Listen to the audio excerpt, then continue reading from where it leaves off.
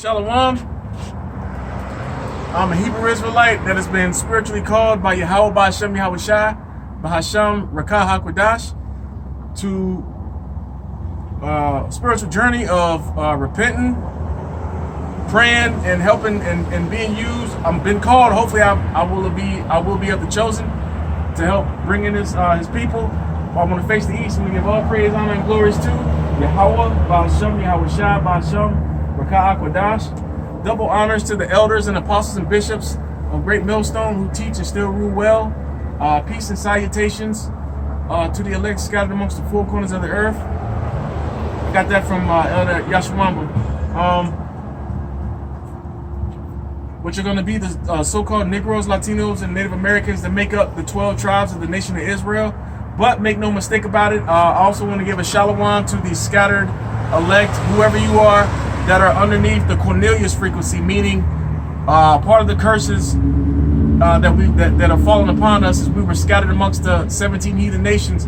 So some of the elect are going to have blonde hair and blue eyes. Some of them are going to look like Asians. Some of them are going to look like Hawaiians. Some of them are going to look like Africans. Some of them are going to look like Arabs. So like the Spirit of the Lord always has Elder Malcolm say, this is not a black only thing. You know, because Esau Edom is Esau, the self-proclaimed white man, the Bacon families are trying to control the narrative and keep people's minds in a narrow scope of reality where they only see black and white. It's so much more colorful than that and more spiritual, all right? So to all of you out there, whoever you are, and to the hopeful elect, or the hopeful elect, shalom. All right, and I also want to say, I started, the Lord had me start coming out here on the highways and hedges last year in June of 2025, and he has me going to Psalms, the 83rd chapter a lot, where, you know, I talk about the nations that are confederate against the Most High Yahweh and his people. I got it wrong for a while, saying that the Hagarenes were a subsect of Ishmael, the so-called Arabs. No, they're a subsect of the Hamites. I watched the video of Elder Apostle Gabar last week and right before the Passover, and he put me on game. So I've gone back and watched all my videos, and I've made fine-tuned adjustments to where I noticed I did a slip of the tongue and not of the heart, and I put it in either the title of the video or just underneath the title of the video in the description box. And I remember Elder Apostle Tahar was big on that and still is big on that, where he says, you know, after we make a video, whether on the highways or at home, to watch them over and make sure that what we said was right, you know. And I'm guilty of it.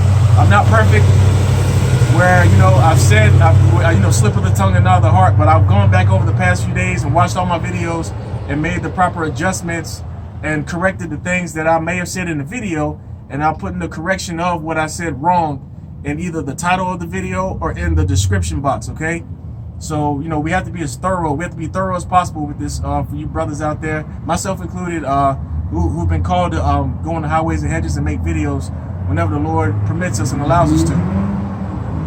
But with that being said, let's get on into Revelation chapter 13, verse 9 and 10, Revelation 13, chapter 16 and 17 and 18.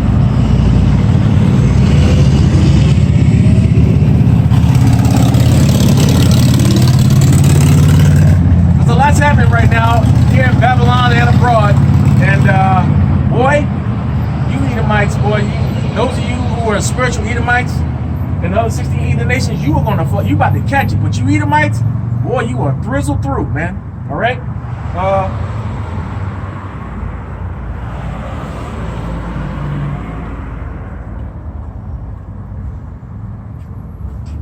I'm finna put it to you and through you, man, bastards. This is going to be Revelation chapter 13, because there are just a few major prophecies left on the table that need to take place. That's we go deeper into Jeremiah chapter 30, verse 7, which is talking about Jacob's trouble. Let me get it. The global mandatory implementation of the MOTB, and that, you know, and then we get deeper into the Third World War, where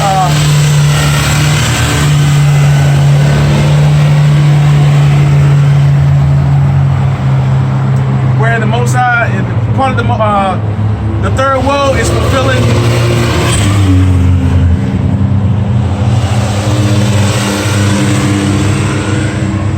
Revelation 17 and 16, where the beast shall hate the whore. Okay. But this is Revelation chapter 13, verse 16. And he causeth all, both small and great, rich and poor, free and bond, to receive a mark in their right hand or in their foreheads, and that no man might buy or sell, save he that had the mark, or the name of the beast, or the number of his name.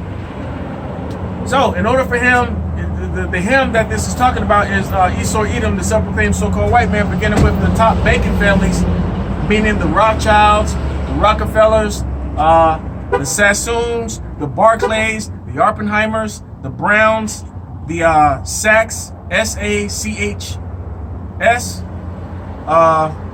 the Chases, you know, like J.P. Morgan Chase, you know, like the Chase people, like the bankers, C-H-A-S-E, you know, Chase family, okay? He has global cooperation from all the other, there's 18 nations in total. Our nation, the people on this sign, so-called Negroes, Latinos, and Native Americans, make up the children of Israel. You can freeze frame it.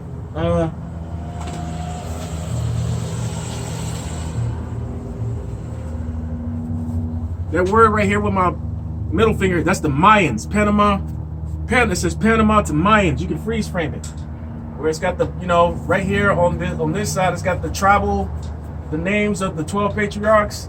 And then to the right of it is the bywords that they give these people here, you know. You can freeze frame that. I see, okay. And then you have Esau Edom, the self-proclaimed so-called white man, beginning with the top elite banking families. Those are the Edomites. Those are the sons of the wicked. And then you have the other 16 heathen nations, you know, like the so-called Chinese, the so-called Japanese, so-called Arabs, so-called Africans, so-called Hawaiians, you know. They make up the other 16 heathen nations. But those 17 heathen nations have made a tumult, or have a, you know, pretty much like a mutual understanding, if you will, mental understanding of wanting to be confederate and come against the Heavenly Father and His truth, because when I say the 17 heathen nations, I'm talking about the rich royal families of those 17 heathen nations. You know, i.e. like the Rothschilds and the Rockefellers for the Edomites, and then Lord willing, I'll do a video trying to find the rich royal families of, you know, like the so-called Arabs, the so-called Chinese, the so-called Japanese, so-called Hawaiians, so-called Africans. You know, Lord willing, Lord permitting. Now the fact that so that proves, you know, this part, the first 4 words in the Revelation, the 13th chapter and the 16th verse, when it says, and he causeth all, both small and great, rich and poor, free and bond. So people that are here, that are walking around freely like us, people who are incarcerated, you know, in either county or prison or federal prison, small and great, you know, people who are well known and well to do, well off here in Babylon, and also the no-name people, the bums and everything, and everyone in between, the middle class, so-called middle class. I'm gonna just go into this. I asked ChatGPT earlier about the countries around the world that are here's the question I posed to ChatGPT. Countries with digital infrastructures. Hey, how you doing, young lady? Hey, all right now, happy Saturday. Hey, I can't wait till the kingdom. We won't have any wins. Okay, I posed a question to ChatGPT. Countries with digital infrastructures that will complement citizens with digital RFID implants around the world. And here's what I got. If you're thinking about countries whose digital infrastructure would support something like widespread RFID implants, the key isn't the implant itself, it's the surrounding digital public infrastructure. That's what I just asked him. Based on UN data, these countries already operate like digital platforms for citizens. Denmark is #1 in global e-government rankings. It's near universal digital ID use, or bank link systems. Government services are fully integrated, you know, in the form of tax, health, and welfare. Often considered one of the most frictionless digital society. So Denmark, you know, that's Idumeans. Estonia, famous for e-state architecture, interconnected registries, plus once-only data principle, digital ID used for voting, healthcare, business. This is the closest real-world example of a fully digitized identity society. And then you have Singapore. Now, mind you, Denmark is ran by Edomites. Singapore is over there, you know, it's not, well, it's the fact that they have this digital system shows that they have cooperation and the same mindset as Esau Edom, even though they have a different culture and heritage that they carry out, but they have this digital infrastructure. That's the key point that I'm trying to show, and the common denominator amongst all these countries, because not all of them are like Denmark or Sweden. You know, some of these are like so-called Asian countries, which is showing how Esau Edom has compliance with people of the other heathen nations around the globe to try to help erect a digital infrastructure to establish Esau Edom's new world order, with everyone being chipped with the micro digital RFID chip. Singapore unified system, or called SingPass, used across thousands of services. Strong state coordination plus high adoption. It's highly centralized, efficient, often cited in smart nation discussions. So they have smart, so that's another thing. You know, like the WHO, the World Health Organization, it says they have smart nation discussions. And then here, the next one, you have South Korea, among the highest digital government scores globally. Deep integration of online services and daily life, extremely high digital engagement frequency. And then you have Finland and the Netherlands, very high digital ID adoption, often more than 90%. Strong interoperability and trust systems. And then you have the United Kingdom and Australia, which has mature digital services and national platforms, strong backend infrastructure and API.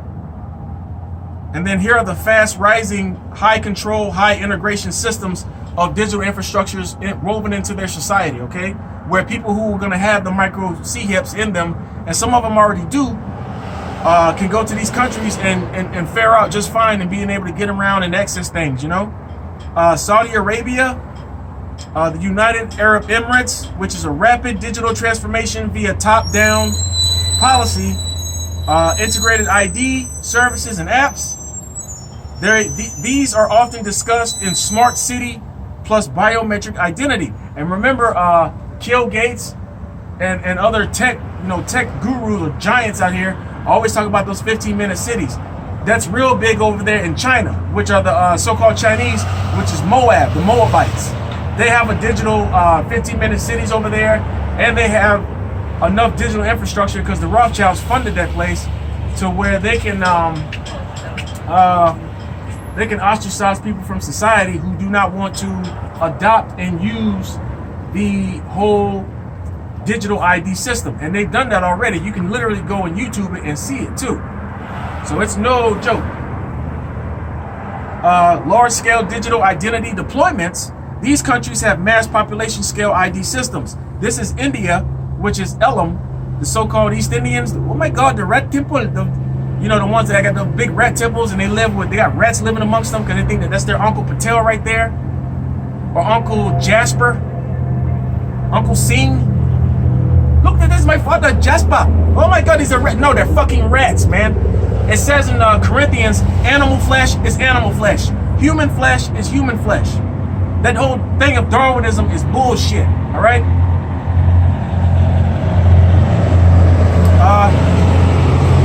Sweden, Bank ID used widely in both public and private sectors with a high trust plus near universal usage. Then you also, and mind you, these are large-scale digital identity deployments. And then you also have Canada, Germany, and Japan. You see how it's crossing all over the globe, you know, countries from all the 6 continents. All right. They're advanced but more decentralized systems. What actually matters for something like RFID implants, the limiting factor are not technology, but digital identity maturity, already widespread in 70 plus of OECD countries. Interoperability systems talking to each other, seen in countries like Estonia and Denmark. Citizen adoption and trust, the Nordic countries lead 90% of that usage of those RFID chips. Now you have legal and ethical frameworks. This is the biggest barrier, not the infrastructure.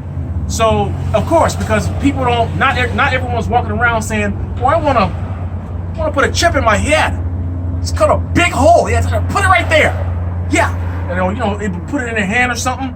And a lot of people aren't doing that. That's why all these infrastructures are being erected all over the globe.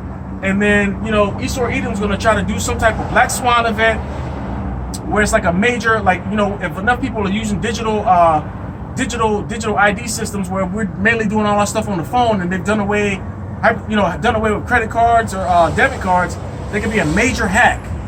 Like, oh my God, you've been hacked. We got to figure out a way so that this will never happen again. And then, at that point, they can say digital mandatory RFID implants. You know what I mean?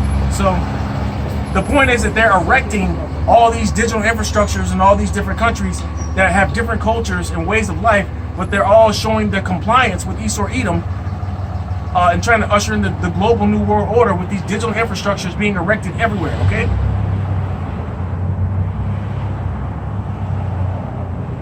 Now, the reality check on RFID implants, even in the most advanced countries, RFID implants are not part of national policy. Existing use cases are voluntary, via, for office access or payments. Niche experiments. Sweden has small-scale adoption. These infrastructures exist, but societal acceptance, privacy law, and ethics are the real constraints, not the technology. So that's why Esau is just erecting everything and getting everything built and set up all over the countries. And then at some point, he's going to cause an event to where he's going to, he's going to do away with the form of currency that we have today, which is paper dollar, coins. At some point, he's going to try to do away with checks and debit cards and credit cards, what have you. And then try to, it's called gradualism, and then try to, corral and herd us into just paying with our phones or our smartwatches, if those of you that got them. And then eventually he's going to keep corralling through gradualism to the point that we get to the digital, RFID, where he's going to try to put it in everyone. The bottom line, if you're mapping countries most compatible with deep technology identity integration, the top tier is Denmark, Estonia, Singapore, South Korea, Finland, the Netherlands. The second tier is the UK, which is, the B system, Australia, Sweden, Germany, Canada, and Japan. And then the rapid builders right now are the United Arab Emirates, Saudi Arabia. All right? So you're seeing, Esau Edom is Esau. Now, Singapore or South Korea and Japan, South Korea is either Moab or Ammon. You got Japan here, that's Ammon. You got the United Arab Emirates and Saudi Arabia, which is Ishmael, so-called Arabs. And you got India, which are the so-called East Indians. That's Elam. So you're seeing how he's able to fulfill Revelation chapter 13, 16 to 18, and how he's able to cause all, like here in Babylon and abroad, okay?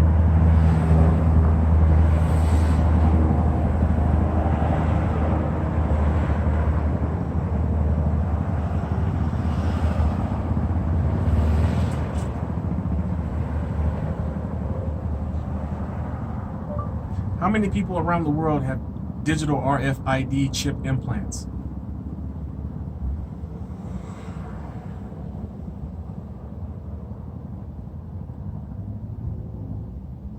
And I pose that question, but you got to think about people who willingly got it.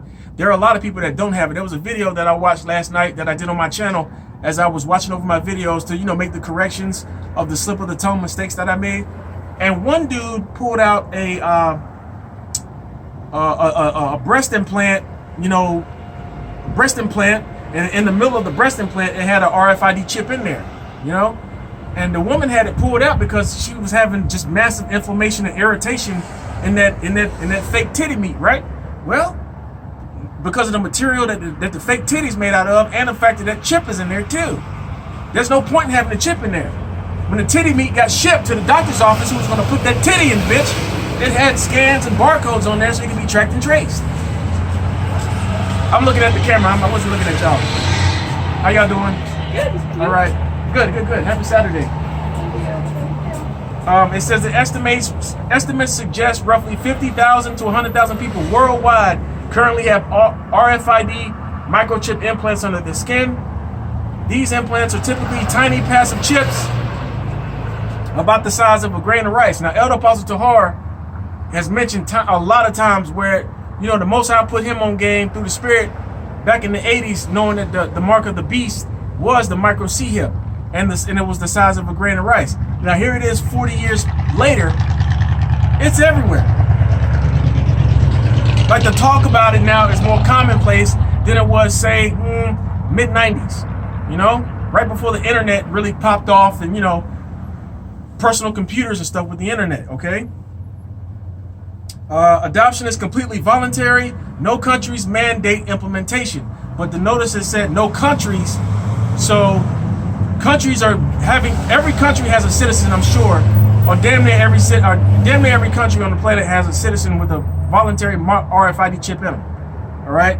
So it's not mandatory yet, but we got to hold on to prophecy because the Most High Yahweh Ba'Shem Yahushua is speeding up the process and speeding up the days to come gather his elect. Because if he doesn't, man, like the scriptures say, no flesh shall be saved. Man, there's chemtrails every goddamn where. All right, I watched the live last night of Remnant Saved. His name, Elder Yashawamba from the Dallas camp. The name of his channel is Remnant Saved 144, and he, the brother from the GMS South Carolina camp, went over there and they linked up with Elder Yashawamba. I watched like 3/4 of that video. Man, it's fire because they talk about what Esau Edom is doing out here. There's chemtrails everywhere out here. There's fake food. The water's messed up. I mean, like, it's killing us all. Look at the top of my head. I used to have a head full of hair. You see that? God damn it. Yeah, that's Satan right there. Look at that. I had a head full of hair. Shit gone like a bitch. Hairline start way back here now. When I was younger, shit was like it was like 4 inches this way. Now it's whoop, you know, and people are dying left and right. You know, you got the back during the Super Bowl halftime show. You had right around the time of the Super Bowl, you had Bill Gates, who got approved by the USDA to put the ingredients that was in the CVID shot, the C to the 1/9 shot, in the food. You know? Now they're using there's commercials on YouTube the Tube where they show that people are taking human remains and converting them into compost where they grow fruits and vegetables. So that fulfills that part, that book of Ezekiel where it says we shall eat our bread defiled among the Gentiles, roughly paraphrasing. Like, everything out here is tainted to the point where it causes pain. Hey, how y'all doing? Where it causes pain and mass suffering to the point of long, excruciating death. Okay, like I said, I had a head full of hair 20 years ago. Look at it. Look at it. I'm sure my organs are like relative to this, and everyone else around the world is, especially here in Babylon, are experiencing this. But I digress. Countries with the most known users is Sweden, one of the highest adoption rates, 4,000 plus people implanted as of recent estimates. The United States has smaller scattered groups, early medical chips, and tech enthusiasts. So if you're undergoing surgery, you might go to sleep and wake up with something extra. The Netherlands, the United Kingdom, Germany, biohacker communities, and experimental users. Overall, Sweden has the largest cluster relative to population. What people actually use implants for is opening office doors, replacing key cards, logging on to computers. I mean, shit that you can do right now.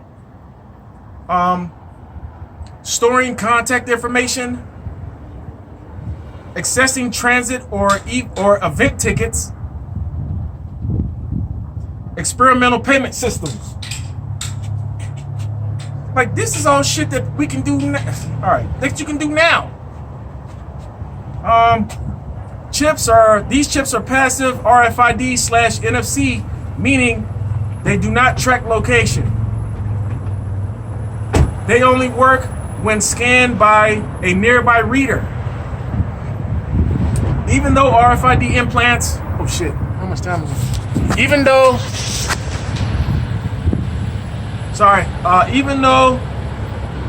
RFID implants get a lot of attention in media discussions about digital identity, the real number of implanted people worldwide is still tiny. So, 2/3 of our people, the nation of Israel, that's on this sign, those of them that are alive to the point where the digital RFID chip becomes mandatory and people have to try to take it. 2/3 of the people that on this sign that are alive in that time are gonna take that micro chip. According, Zechariah 13:8, because this salvation right now is only for the elect of the nation of Israel. This is Zechariah to prove that. This is Zechariah 13:8. And it shall come to pass that in all the land, saith the Lord Yahweh Ba'ashem Yahushua, 2 parts therein shall be cut off and die, but the third shall be left therein. So, as Jacob's trouble,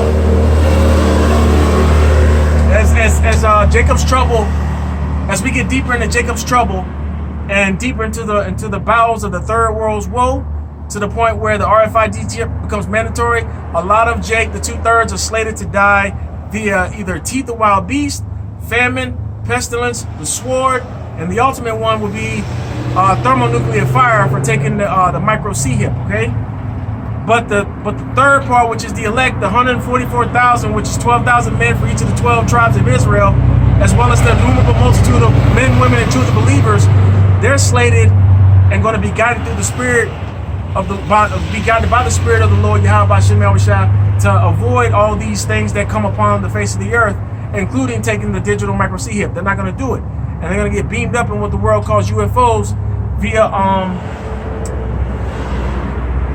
Yahushua's return to come gather the elect, the nation of Israel, the Israel of Yahweh, who were slated to get those white stones, just like their master Yahushua, who got his white stone and has a name that only he knows, that no other man knows. The same applies for the 144,000. They also get their white stone pursuant to Revelation, the 6th chapter.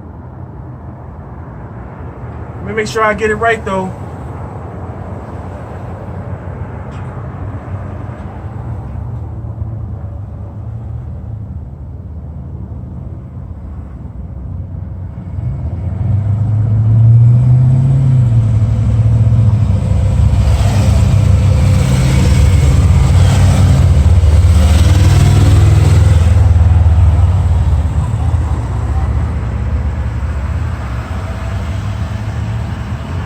Yeah, white robes were given unto them, every one of the elect.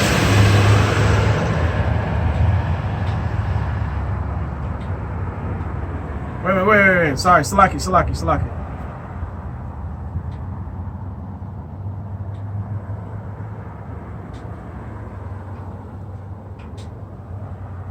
Yeah, let me hold that thought before I get it wrong. Like I said, you have to be very careful not to add or take away from the Lord's word. I'm sorry, Salaki.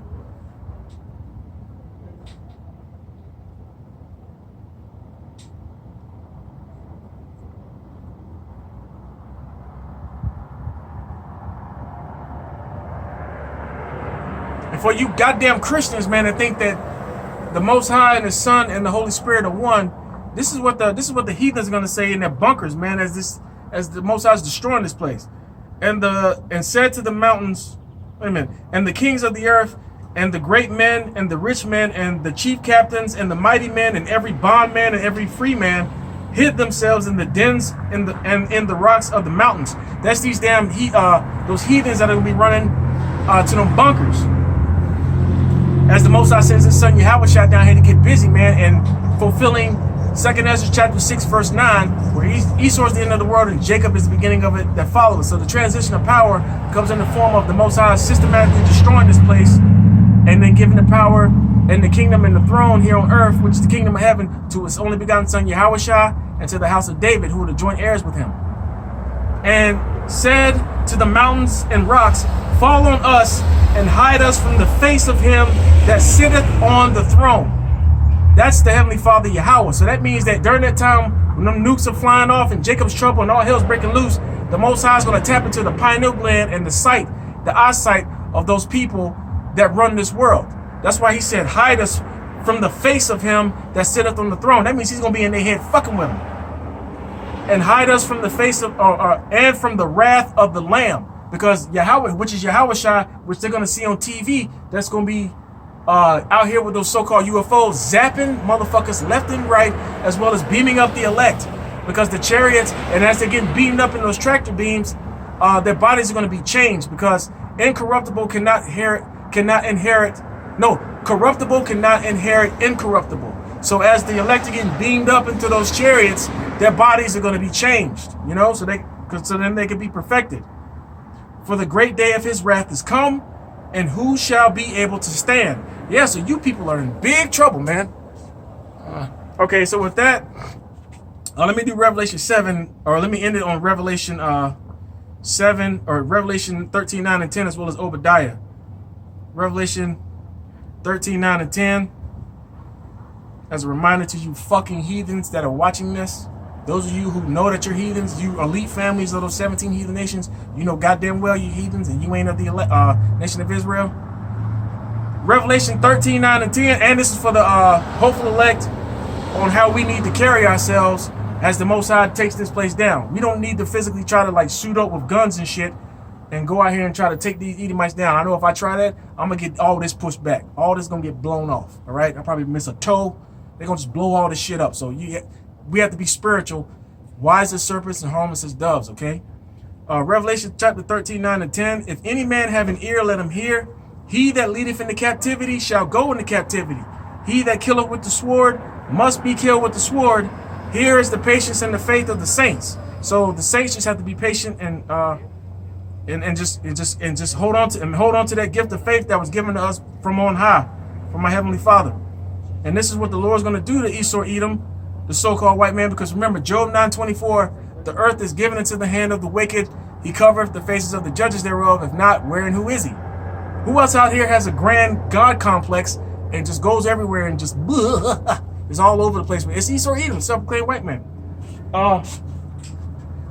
Obadiah chapter 1, there's only one book. 2 through 4. Behold, I have made thee small among the heathen. Thou art greatly despised. Now you see how all these countries are trying to do those digital infrastructures, but that doesn't mean that they don't hate Esau Edom, because he's a fucking asshole. And here's the pride of thine heart hath deceived thee, thou that dwellest in the clefts of the rock, whose habitation is high.